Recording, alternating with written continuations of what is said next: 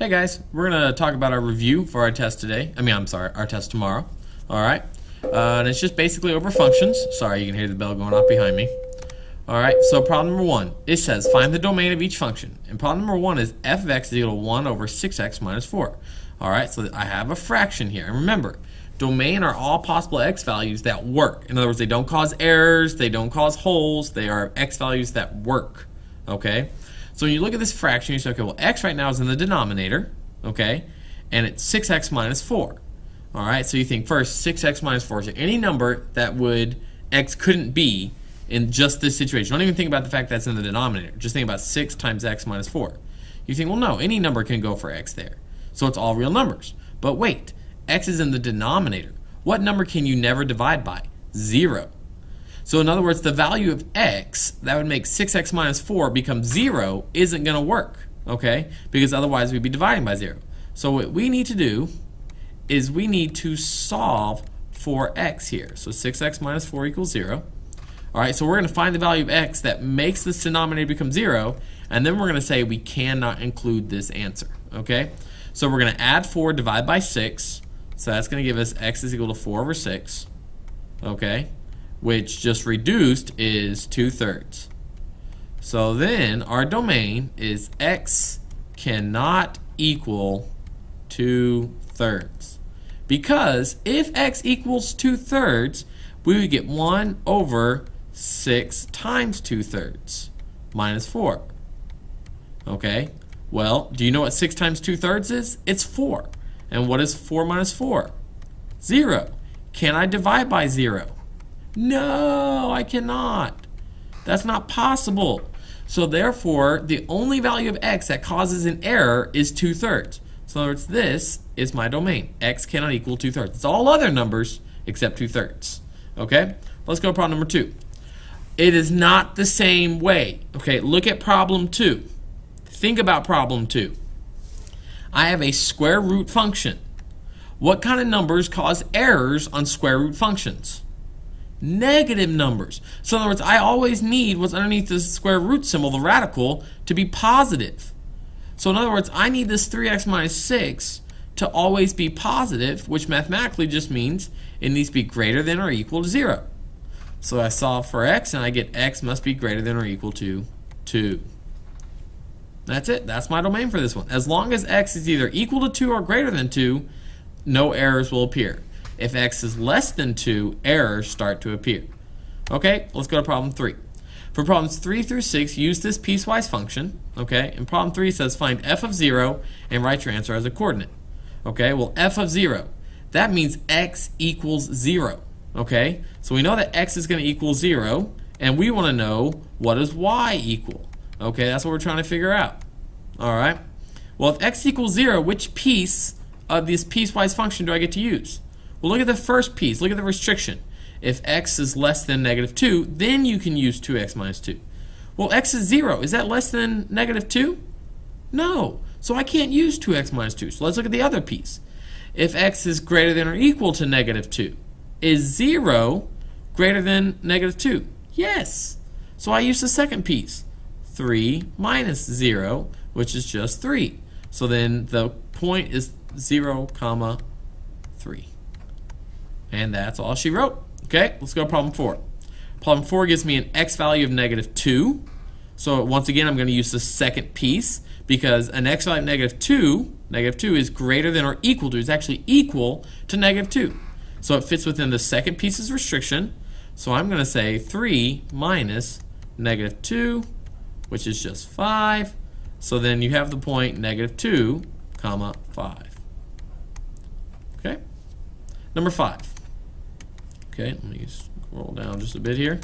Number 5, find f of negative 5. So once again, you just simply say, okay, f of negative 5. Which piece am I going to use? Well, negative 5 is less than negative 2, so I'm going to use this piece right here. So I'm going to say 2 times negative 5 minus 2. 2 times negative 5 is negative 10. Negative 10 minus 2 is negative 12. So you get the point negative 5, negative 12. And there we go. That's it. That's all you have to do. All right, let's look at number 6. Number 6 is different. Read it carefully. Find all values for which f of x equals 0. So in other words, they're saying where y is equal to 0. Okay, notice, did they give me an x value? No. They gave me a y value. They're saying, hey, we want you to figure out the x value that makes y 0. Okay, so they already gave me a y value. It is 0. I want to find what are the x values that would make y become 0. So in other words, I'm kind of doing something like this. 0 equals this piecewise function, and I need to find the x values that make this true. So what you do is you simply set each piece equal to 0. So 2x minus 2 equals 0, and 3 minus x equals 0. Okay? And then you solve for x. So add 2, divide by 2, so that gives you 1. So x equals 1. And then I just add x over, so that gives me 3. So x equals 3. Okay? So you think, great, these two pieces are my answers. Yes and no. Go back. 2x minus 2. 2x minus 2. What was the restriction? If x is less than negative 2. Is this x value of 1 less than negative 2? No, it's not. So in other words, this one doesn't work. It's not possible. Okay, go to this one. If x is greater than or equal to negative 2. Is 3 greater than or equal to negative 2? Yes, it is. So this is my only answer, so I box it. Awesome. Okay, let's go to number 7. Okie dokie. Ooh. Number 7, find the relative max and min for this function. Guys, this is a calculator problem. We're going to turn on our calculator. We're going to go to y equals. We're going to type this bad boy in. 2x raised to the third plus 3x squared minus 12x. We're going to hit graph. Okay, so hopefully you realize I have a maximum happening somewhere up here, and I have a minimum happening right here. Okay? Hit second trace. We're going to use the calculator's minimum function to find these values. So I hit minimum. Left bound. What that means is that your cursor, this beeping thing right here, needs to be to the left of your minimum right here. Right now where it is it to the left of that minimum at this point in time? Yes, it is. So you press enter. Right bound. So I need to be to the right of this minimum. So I move my cursor till I'm on the right side of it. Great, I'm on the right side. I press enter. Guess, just press enter on guess. And you get 0.9999. Okay, we're just going to call that the number 1, negative 7. So my minimum is just 1, negative 7. So my min is just the 0.1, negative 7. All right, now I need to find my max. All right, so the max, we're going to hit second trace again. So go to 4 this time. Left bound. Okay, so my max is happening somewhere up here. I know you can't see it, but that's okay. Move your cursor till you can see it on the left side over here somewhere. The left side of the max. So I'm going to move my cursor. I'm on the left side. Okay, so I mean, because remember the max is right here, so this is definitely to the left of it. So you press enter. Right bound, so I need to get to the right side of it. Trying to find my cursor. Okay, great. I'm to the right of it, so I press enter. Guess, just press enter again. So my max is negative 2, 20. And there we go. Oh, I wrote these in the wrong spot. This is problem 7, not problem 8, just to be specific. But there you go. So there's the answers to problem 7. The min is 1, negative 7. The max is negative 2, 20. Problem 8. Determine the open intervals on which the following function is increasing or decreasing. All right. Once again, this is calculator work. Click clear. Go x raised to the third minus 3x squared plus 2. Hit graph. All right. Hopefully you realize, okay, I'm increasing all on this line, decreasing right here, and increasing right here. Because remember, increasing just simply means you're going up as you read the graph from left to right. Okay, and remember, when you write out intervals that are increasing and decreasing, you're only writing out the x values. Okay, so it's an x value of negative infinity to, what is that x value right there? 0. So I'm increasing from x value of negative infinity because I'm going to the left forever. So next value negative infinity to 0. So that's my first increasing. So I'm increasing from an x value of negative infinity to 0. And then I'm increasing again from this x value on forever. So this x value is 2. So I'm increasing again. Oh, I should have done this in a bracket. There we go. Well, no, it just looks weird. Okay. There's no reason for this extra line. I should erase it, but I'm not going to. Okay. So I'm increasing again from 2 to infinity. So 2 to infinity. And now it just asks about decreasing. Well, obviously I'm decreasing right here. What are the x values I'm decreasing over? From an x value of 0 to an x value of 2. So I'm just simply decreasing from an x value of 0 to an x value of 2. And there you go. That's all there is. All right, let's go on. Next problem. Problem number 9, I believe. And it says find the domain and range of the functions y equals square root of x minus 4. Let's use our calculator to do this problem. Click clear. Second square root x minus 4. Close it. Press graph. Remember, domain is just left x value to right x value. So what is this left x value? 4. And then do I ever stop going to the right? No.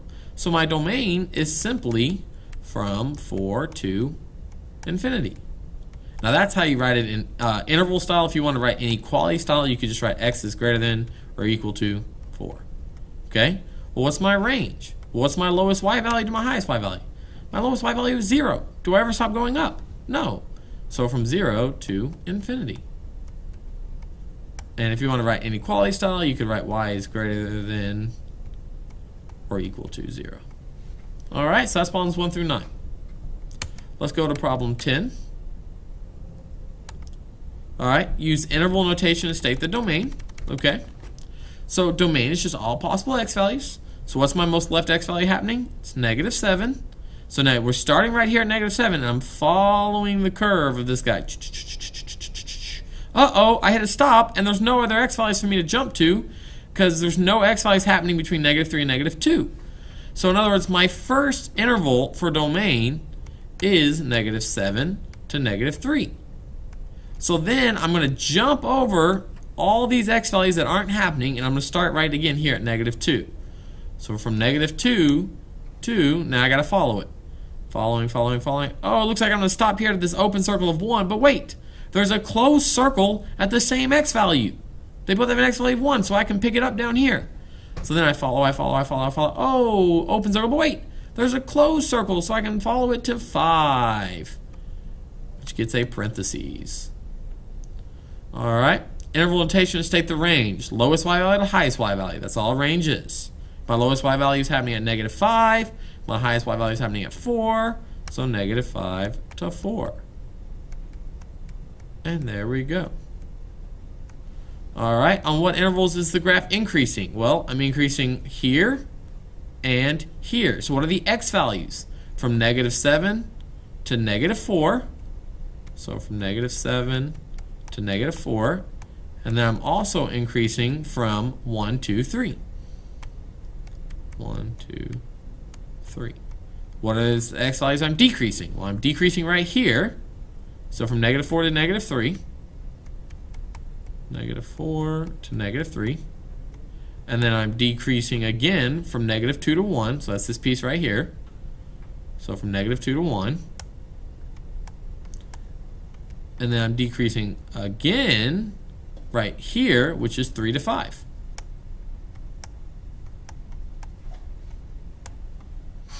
Alright, it says use the graph to find f of negative 5. Well, x is negative 5. What is y? That's just 3. Use the graph to find f of 1. F of 1, oh, there's an open and a closed circle at x value of 1. So which one do I take? The closed circle. So negative 2. Alright, let's move on. Which transformations were made? Alright, I'm just going to read these out loud. I'm not going to write them out because that would take me forever, but I will try to point to which one does what. What transformation was made to create the following function? Okay, this negative sign right here means it reflects across the x-axis. So just write reflects x-axis. This minus 5, it's inside the parentheses with x. So that means it's inside the function. So that means right 5. If it had been plus 5, that would have meant left 5. Just be specific. Okay? Number 17. This 1/2 is multiplying to the function. Okay? Since it's multiplying to the entire function, it's a vertical something. 1/2 is less than 1, so it's a vertical stretch. Okay? This plus 4 is after the function, so that means up 4. So I have a vertical, I'm sorry. I apologize. I said that 1/2 was a vertical stretch. I lied. 1/2 is less than 1, so it's a vertical compression by 1/2. Okay? The plus 4 after it means up 4. Okay? This negative sign that's in front of the x, since it's in front of the x, not in front of the function like 16, but in front of the x, that means it reflects across the y-axis. So just simply write reflects y-axis. This minus 5 is outside the function, so just put down 5. Number 19. This 3 is multiplying to the function. Since 3 is bigger than 1 and it's multiplying to the function, it's a vertical stretch. This plus 6 is inside the function, so that means left 6. This plus 2 is outside the function, so that means up 2. Okay? Problem number 20. It gives us a parent function. The parent function of fx is equal to x squared. This is the function. Okay? It's x squared. Now, what am I doing to this function? I'm reflecting across the x-axis. I'm vertically stretching it by 5. And I'm translating it 8. So it wants me to write a new function, g, and basically just take this old function and do all that stuff to it. So in other words, g of x is simply going to be equal to, alright, so I need to reflect. How do I reflect something? I make it negative. How do I stretch something by 5? I multiply the function by 5. Open a parentheses, x, alright, I need to shift it right 8, so I write minus 8, and then I simply square it because that's the type of function it was. And that's all she wrote. Okay guys, I know I kind of whipped through this video pretty quick. Please send me an email or a remind with any questions you have. Please do not hesitate. Alright? Thanks guys. Have a good day.